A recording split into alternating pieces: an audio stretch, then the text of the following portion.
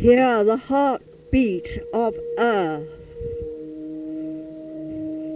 I'm Olivia Robertson of the Fellowship of Isis, and I offer to be your guide for the mystical awakening of the goddess Terra, our earth, in the constellation of Capricorn. What is your time and place?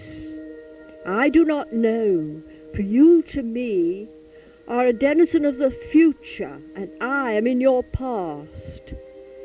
And I know that at Clonigall Castle in Ireland it is winter in the constellation of Capricorn. Anoint your brow with water to awaken the third eye. Strange that you should have to leave the earth to know the earth, but know that the real earth extends far beyond the physical earth in its penumbra. You rise then from your body, but retaining consciousness, some consciousness, and move into the darkness of mid-winter, cold, and you move over the land of Ireland, and the winter constellations shine brightly, Ursa Minor, the Great Bear, Leo Minor, the lovely Cassiopeia, breasts of the goddess, and the body of Nuit, whose breasts these are, is arched over the sky, and her two legs separate at Vega. And below us, unseen, in the southern hemisphere, is the constellation of the goat, Capricornus, which is in the sun. Now, as you begin to descend over Ireland, the heartbeat of the earth,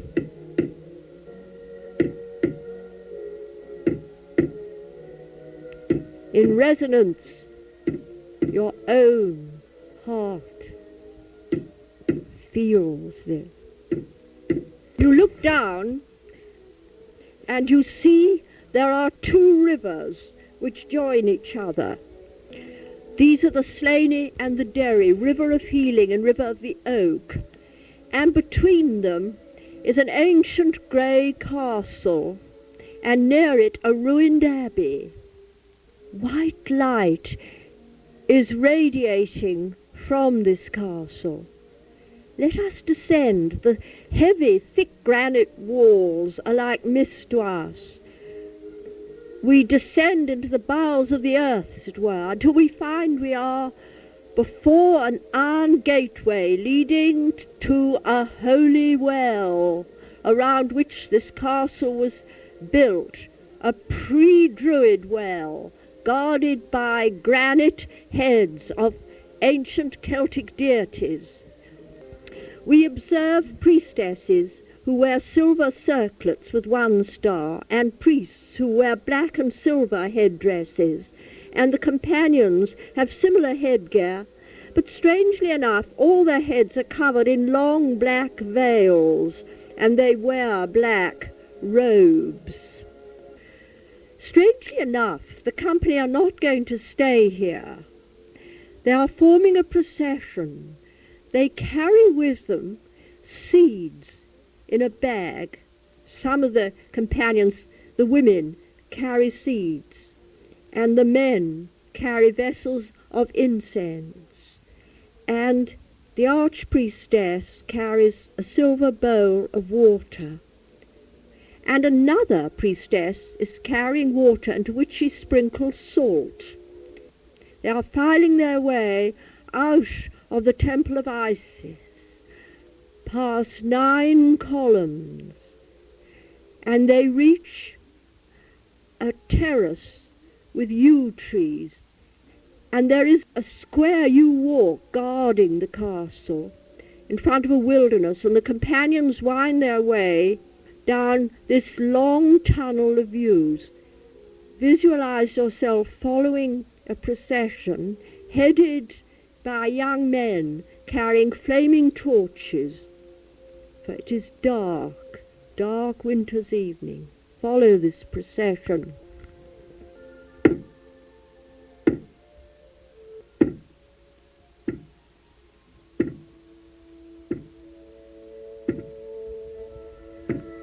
We are reaching the end of the yew walk and swinging to the left. We are passing a classical belvedere with slender white columns, and pay our respect to the goddess Flora, though now most of the flowers are dead and there's only the red-berried holly and some yellow jasmine flowers to honour her. And we are reaching the ruined abbey, dedicated now, as once it was, to the goddess Dana of the Tutha De Danann. The company file their way into this abbey, which faces the northeast, with a great arched window, and it is full of flowering shrubs, plants that flower in winter time, with heavenly scent, and there's one brave rose petal and a little primrose still in flower. There are always flowers for Dana. The company form a circle round a fire. The time has come for us to awaken. This is the darkest time before the dawn. In the house of Capricorn, souls awaken to heaven. The company are seated round the fire in deep meditation. We are all in the matrix of the goddess, in darkness, in sleep, in this transient world we call the earth. Let our psyche awaken. Let your soul awaken.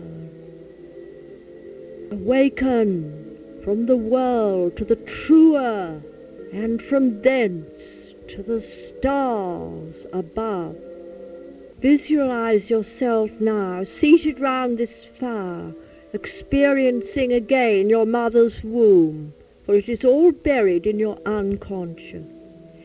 She wants you to leave her and awaken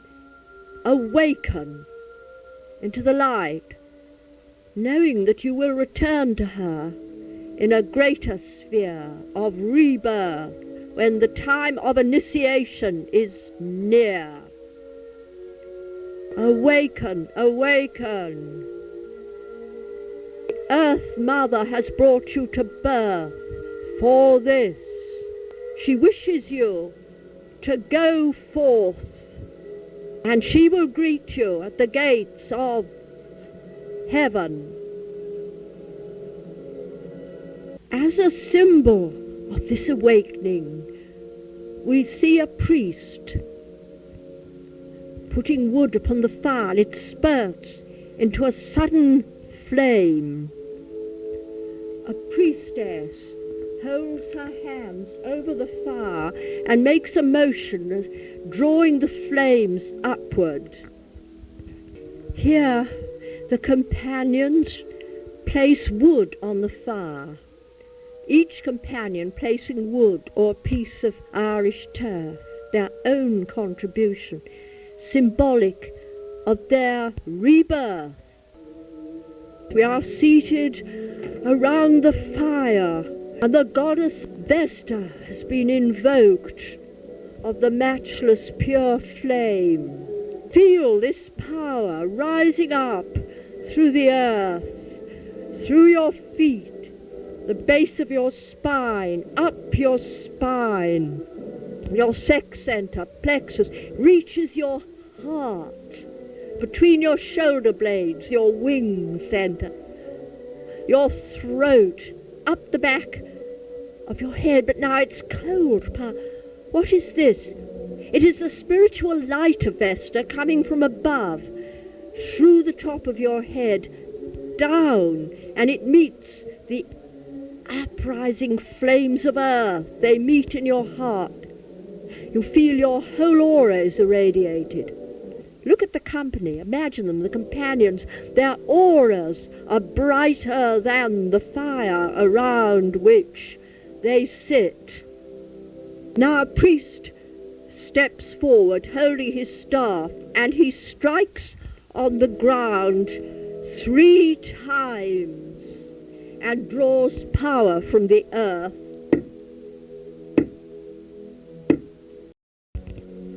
Now another priest steps forward and smites the ground once again, but this time 6 times.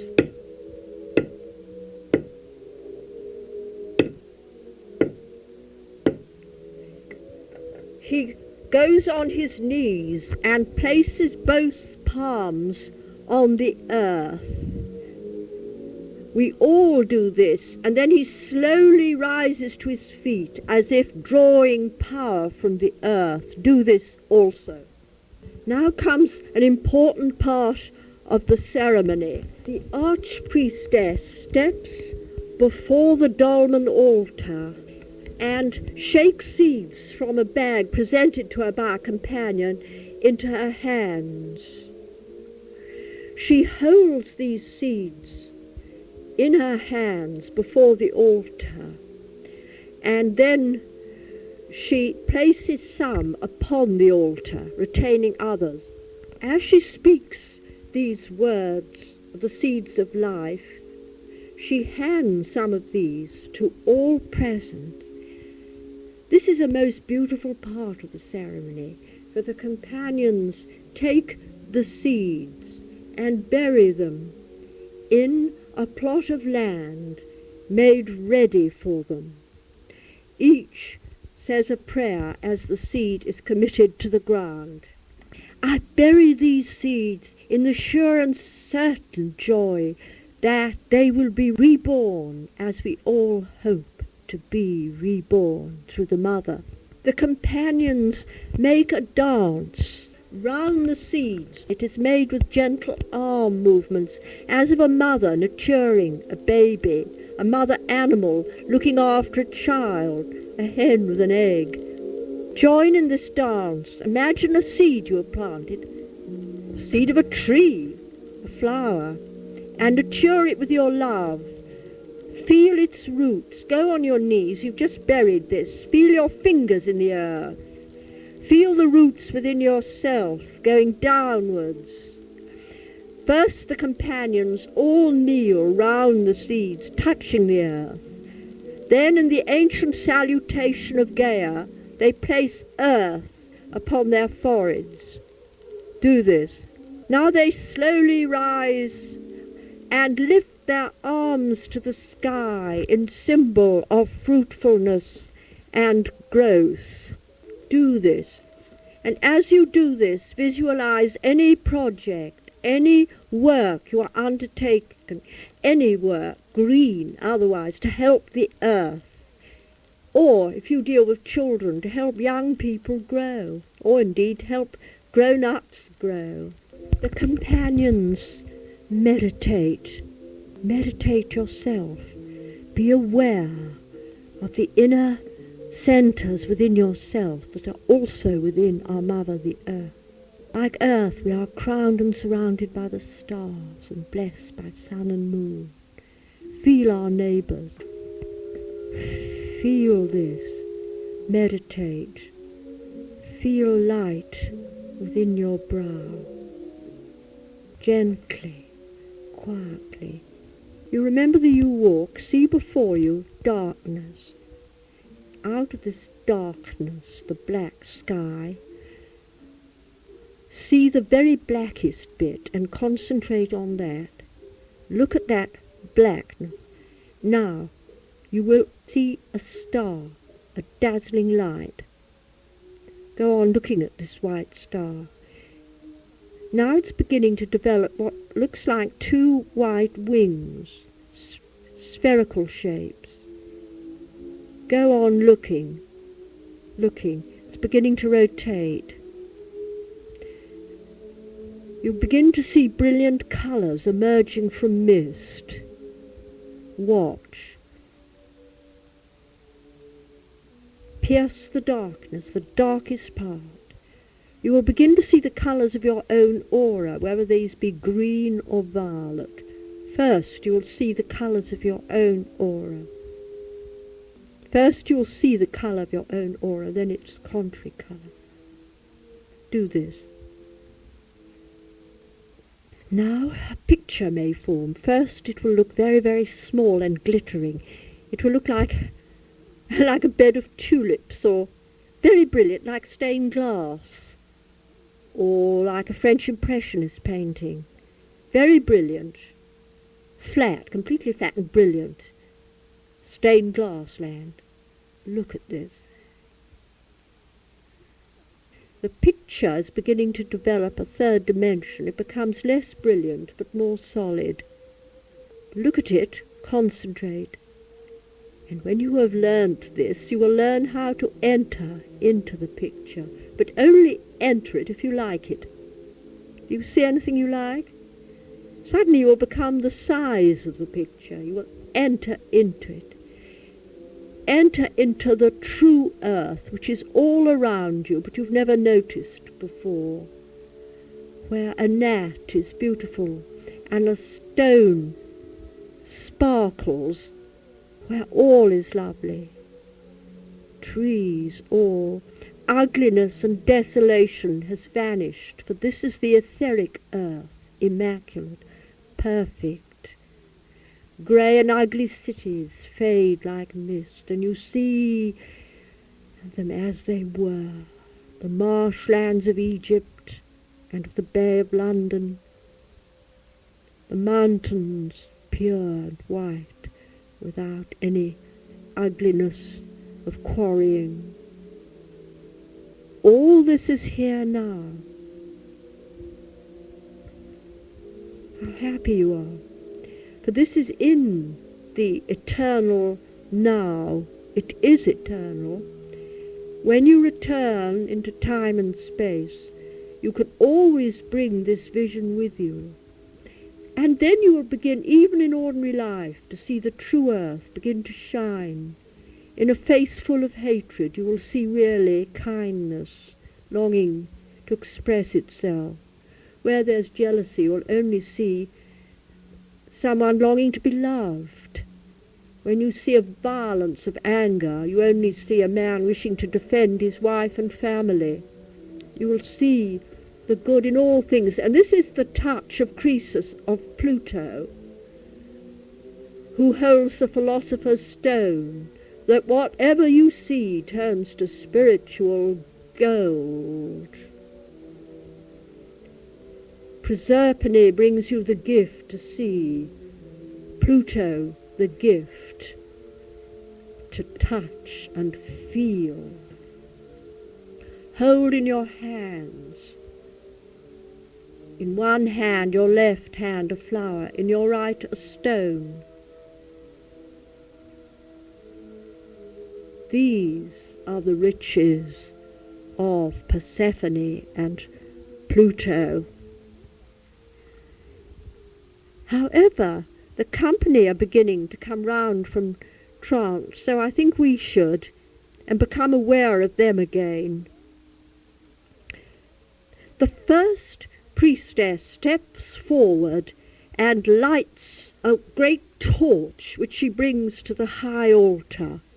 She now ignites everyone's torches, and as everyone lights their torches, from this first torch they all cry out, "Behold the flame of Vesta." Now is formed a spiral dance with all these torches. White light may be seen by those who are psychic, and silvery power felt in head and through the spine, and power coming up from the earth. Spiritual elation is experienced. Come, join this dance, the spiral dance of fire. Dance. Quicker, quicker. The company now surround the altar hand, they put down their torches and throw off their black veils so that their brilliant copper crowns may be seen. Feel this. Throw off a black veil. You didn't know you had one, but that's your murky aura. That is, if you have a murky aura, and perhaps we all get them occasionally through worry and stress. Throw it off. Reveal your crown of stars. Yes, you didn't know you had one, but you have. Wear your own crown, which is unlike anyone else's. It has its own jewels, jewels you love, jewels you feel in touch with. The priestess now is holding aloft a star map scroll, which she has taken from a companion. And all sit. Let us also contemplate this mystery, the humble earth and the far distant stars of Capricorn, which some saw as a sea-goat. Teachings given to us by the Magi, for they would ask a simple person, "My friend, what is that in the sky?" They would say, "Sure, it's goat's horns." And the Magus would say, "I will tell you concerning that goat." And so the starry book revealed myths not known to astronomers, yet written in the book of fate. Despise not the myths of the stars, for they were linked to the simple imagination of humble fellow friends who gazed at the sky and called them names, and the teachings were given, and so their souls were brought nourishment. Let us contemplate the earth and the constellation of Capricorn.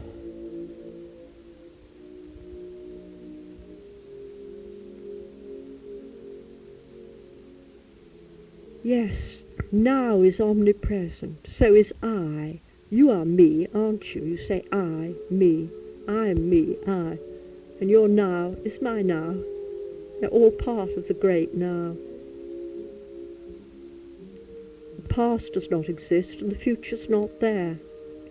Only the now can comprehend all things. We realize that now belongs to us all, as does I and me. We are one with the starry body of Nuit. And we observe the company do the Sphinx drawing of power, drawing the earth's power upwards. They go on their knees and place the flat of their hands and forehead on the earth, drawing in the inner energies. Slowly that now they rise to their feet. Do this. Feel the power rising up your spine. Stand erect and like them hold your arms upwards. They form a circle inwards. Those with psychic vision see the orange and ruby flames of earth ascend and meet the star power. From above, Terra is one with Capricornus. With this realization,